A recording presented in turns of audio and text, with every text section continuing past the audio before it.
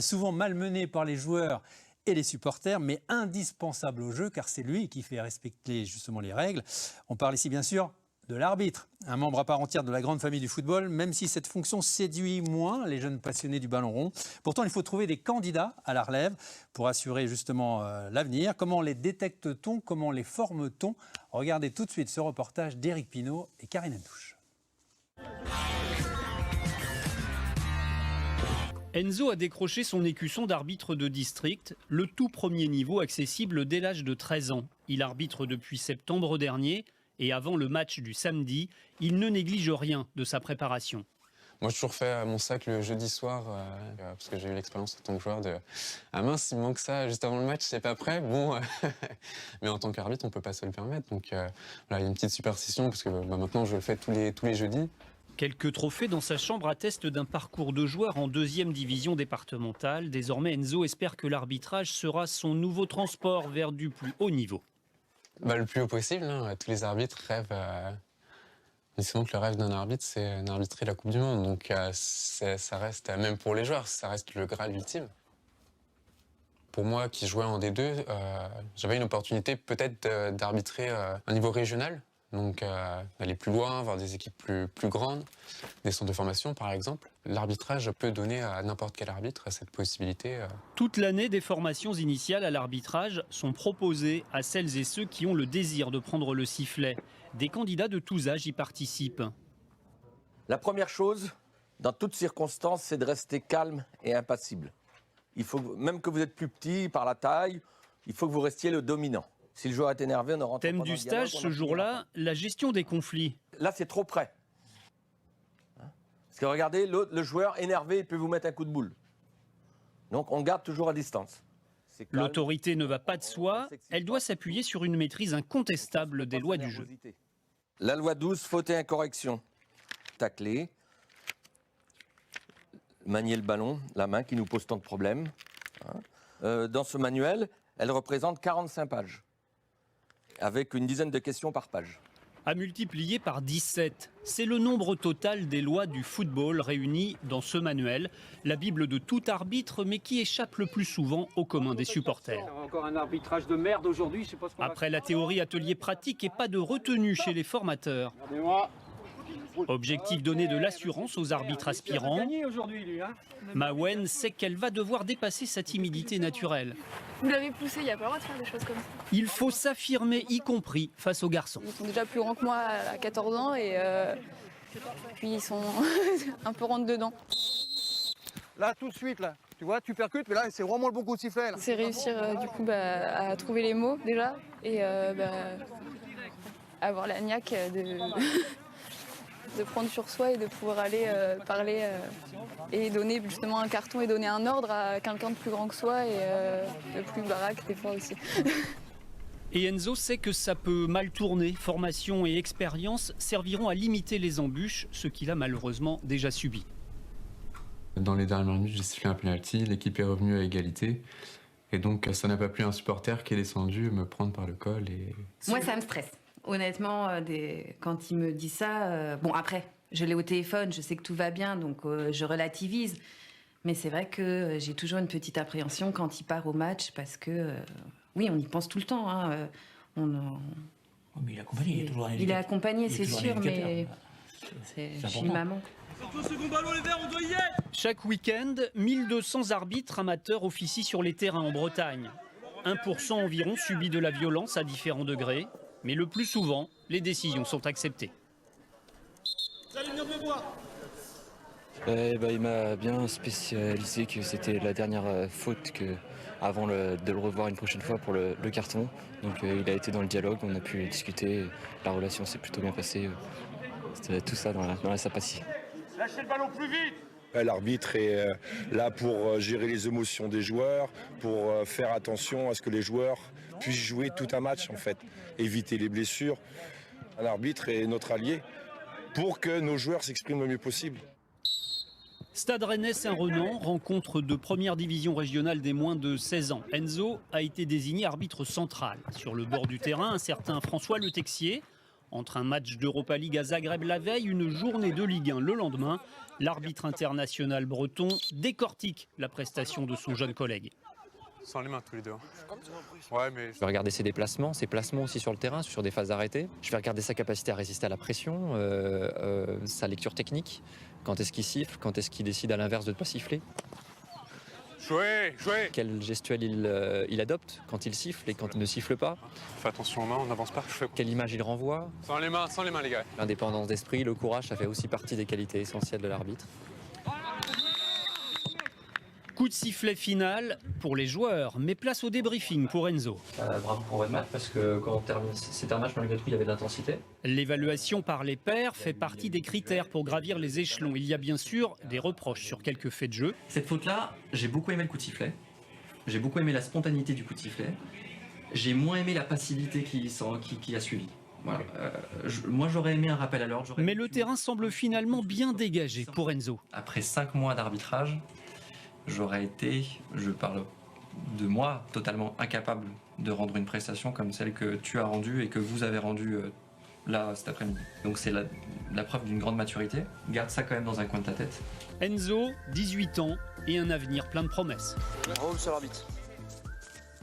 Voilà, et justement, pour parler de cet acteur un peu particulier, un peu à part dans le monde du football, j'ai le plaisir d'accueillir Bertrand Layec. Merci d'être avec nous, Bertrand, ancien arbitre international, ancien directeur technique de l'arbitrage à la Fédération française de football. Vous collaborez désormais avec l'Union belge de football, mais vous êtes resté conseiller technique à la Ligue de Bretagne de football. Chaque week-end sur le terrain, on voit des jeunes joueurs qui s'identifient à leurs idoles, à des clubs, à des palmarès. Comment les faire venir à l'arbitrage finalement? Ça doit être compliqué, non? Bien, déjà par ces reportages qui sont pas parfaitement, qui reprennent parfaitement la vie de l'arbitrage.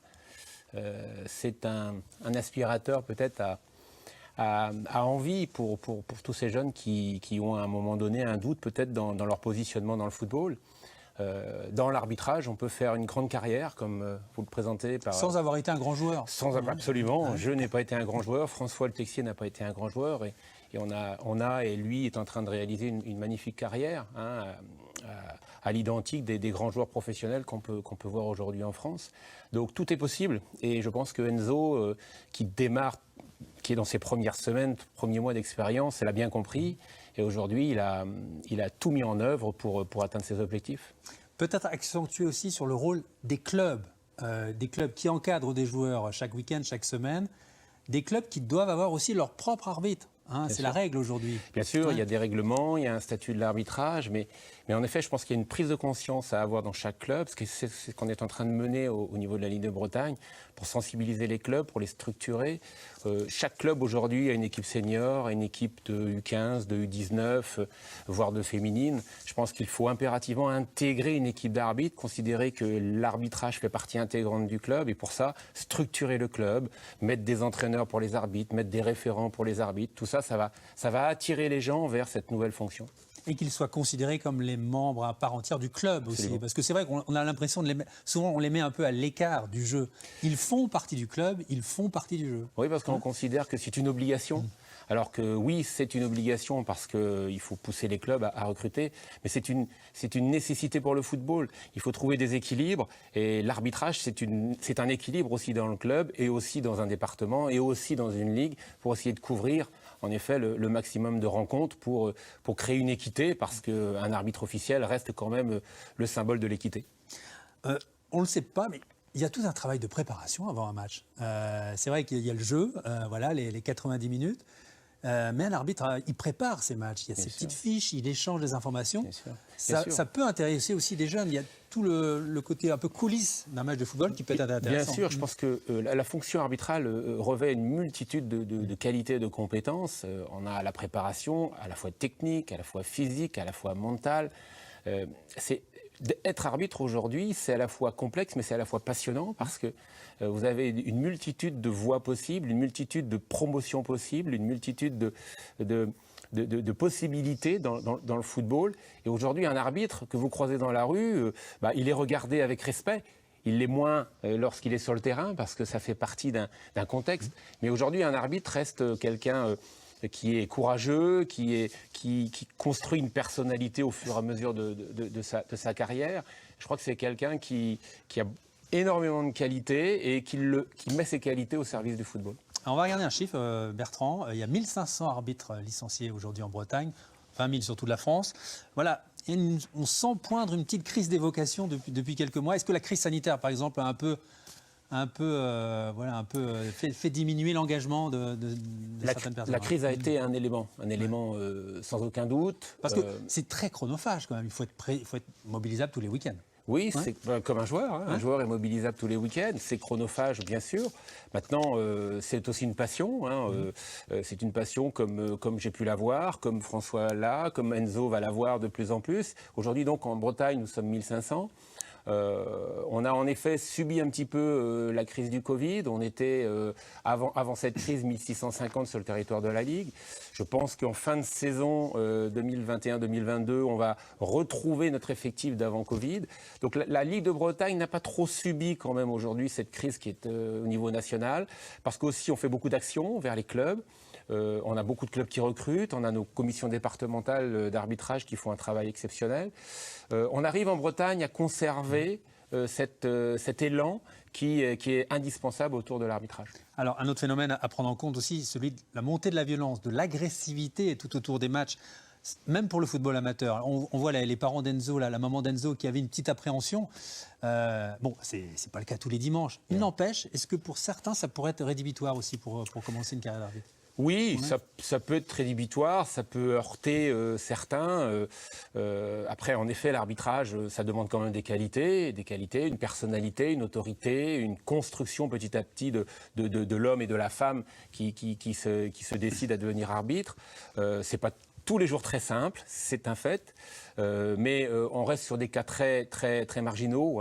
Les situations de violence, il y en a toujours trop, mais ça reste quand même marginal. Et donc, je pense qu'il faut surtout travailler sur l'image, travailler sur, justement, des émissions comme celle-là, des reportages comme celui-là font naître certainement chez les footballeurs une autre image de l'arbitre et donc un respect derrière. Donc, il faut communiquer pour se faire respecter. Je pense que c'est un des moyens les plus nobles. Alors, justement, le foot professionnel, lui, évolue. On voit que la VAR est arrivée dans les championnats. On parle du retour un peu du micro-porté. Vous l'avez testé, oui. Je crois, en 2003. Pour le foot amateur, c'est un peu compliqué parce qu'on peut pas... Voilà, il n'y a pas de retransmission de match. Quelques-uns, notamment sur France 3 Bretagne. Mais voilà, comment on peut aider l'arbitrage au football amateur pour évoluer, pour attirer de nouveaux candidats? Alors, il y a le carton blanc là, qui arrive, d'apaiser les choses. Moi, je ne suis pas sur la répression systématique. Ouais. Je pense qu'il y a... Justement, le carton blanc, c'est un outil qui permet en effet de créer... On explique, c'est une expulsion temporaire. Moi, je serais très partisan de cette exclusion temporaire au plus haut niveau, parce qu'au moins, on impacte directement l'équipe, 10 minutes, 15 minutes. Comme au rugby d'ailleurs, on voit bien que les équipes qui reçoivent un carton jaune au rugby et qui sont réduits d'une unité, ça pèse sur la performance de l'équipe. Et je crois que ça serait très intéressant de l'étendre au niveau national.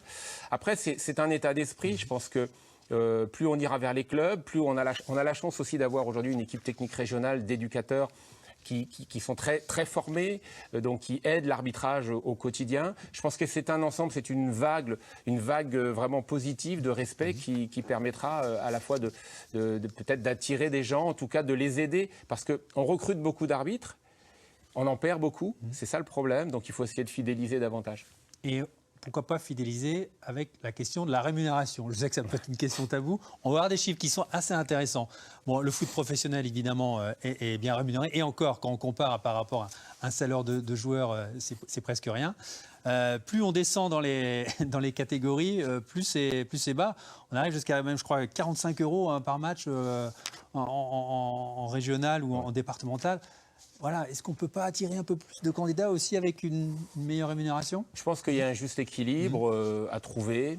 Je pense que quand on démarre l'arbitrage, on ne pense pas spécialement à l'argent. On a, comme je le dis, c'est d'abord faire du sport, faire une activité physique, atteindre un niveau dans l'arbitrage qu'on n'aura jamais atteint en tant que joueur, Enzo l'a dit, il a très bien dit dans le reportage. Je pense qu'il y a d'abord des valeurs sportives. Après, en effet, il y a des rétributions qui sont peut-être à améliorer à l'avenir, pourquoi pas.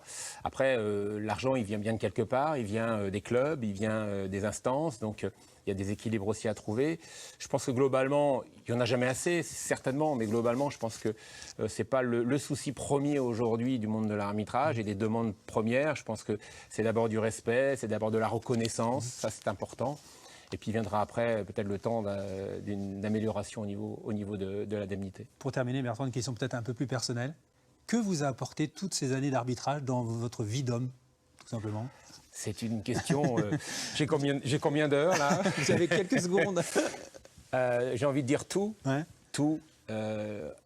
L'arbitrage construit un homme dans l'adversité, construit un homme dans la prise de décision. Vous savez que tous les jours, vous prenez des dizaines et des dizaines de décisions.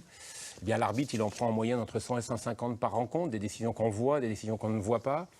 Je pense que l'arbitrage m'a apporté cette structuration, cette organisation, et puis aussi la chance de découvrir des milieux que j'aurais jamais pu voir, côtoyer, si j'étais resté un simple joueur. Et ça, alors en effet, c'est pas tout le monde, mais il y a toujours de la place au soleil pour celui qui se donne les moyens d'y aller.